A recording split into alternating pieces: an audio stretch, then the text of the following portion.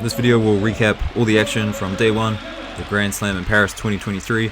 So starting off, we'll get into some ridiculous calls. The first one, Yang, he goes out in his first contest. This is head diving apparently. I couldn't believe this. I had to take numerous looks at it. His head barely touches the mat. So I mean, you compare that to this one here. This one, I think definitely Hansogumake, the head diving is quite dangerous. So yeah, they should be a bit more subjective with this rule. I think Yang, that's very, very unfortunate for him. Then there was this one from Beloaded. Personally, I think this rule here, so she gets Hansogumake for stretching out the leg. I mean, Klimkite may have just put it in this position to force the leg stretch. I'm not too sure on that. But again, I think we should just, I mean, there's nothing wrong with stretching legs. People do it all the time in all sorts of other martial arts. So why can't we do it in judo? And you know, Klimkite, she didn't tap, so it wasn't causing her any pain. But they still gave it Hansogumake to Beloaded, which I don't understand because in this fight here, Ida, Nikiforov, he was putting on a choke but also applying a stretched leg at the same time. Ida tapped. Was he tapping because of the choke? Was he tapping because of the stretched leg? Not too sure, but they seem to be subjective here, but they're not subjective with head diving. It's a bit strange. Nabekura, she was having a good day. She had some great techniques, nice Osoto gari here. Watch this Haraegoshi. Osoto tries the Uchimata, and then just goes deep in between the hips. Nice Ashigurume here. So Nabekura, she was looking good, but she got screwed. She got screwed in the final. This is it here. And Sharia from Israel, just lots of drop down attacks.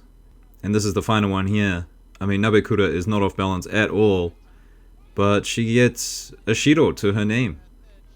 And in Japan we have this thing called Kakenige, which means to like apply a technique to escape. And that's what I see here from Sharia. She was feeling the pressure and just dropping down to get out to reset. And I think this was a very, very poor call. Right, so let's get into some positive news. Shavdat Toashvili beating his rival Kargnine here. Brilliant technique in the finals. I think he was very proud of that, losing twice to Kargnine in recent contests. There was also Pont taking gold at 48 kg. She had a pretty good day, throwing quite a lot. Nice Ippons Unage here. Gets the counter in this contest. And then in the final, a nice early Wazari goes in for the Osoto, changes direction.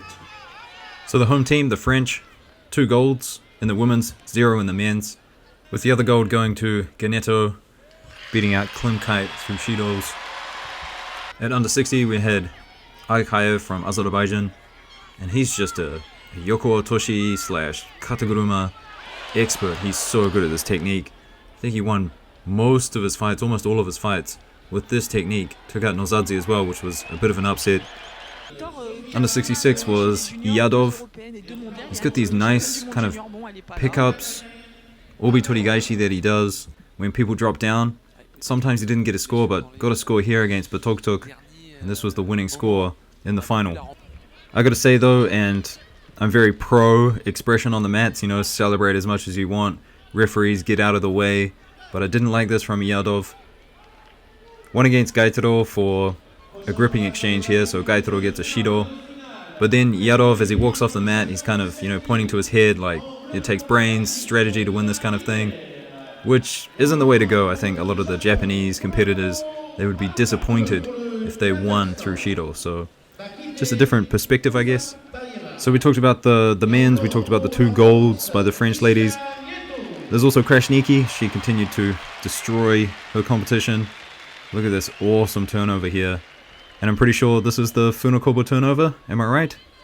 But I think the highlight for Krasniqi on that day, throwing Bouchard twice against the French crowd. Here's a nice Ochigari for a Wazari.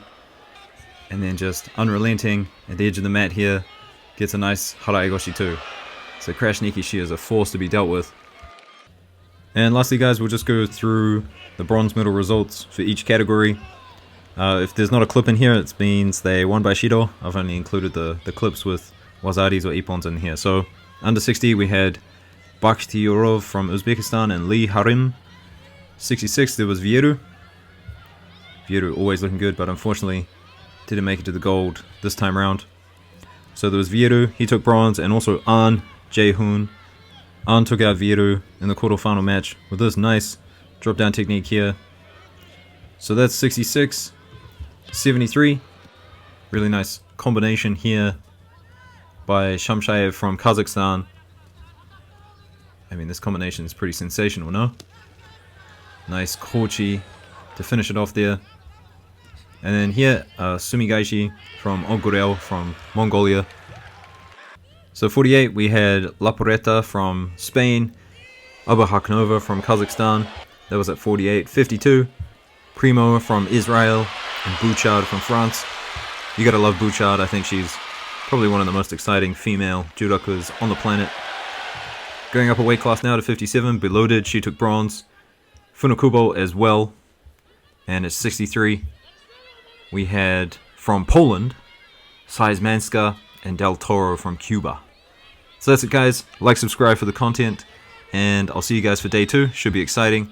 4 men's categories, 3 women's. It's going to be a good one. Alright, peace out.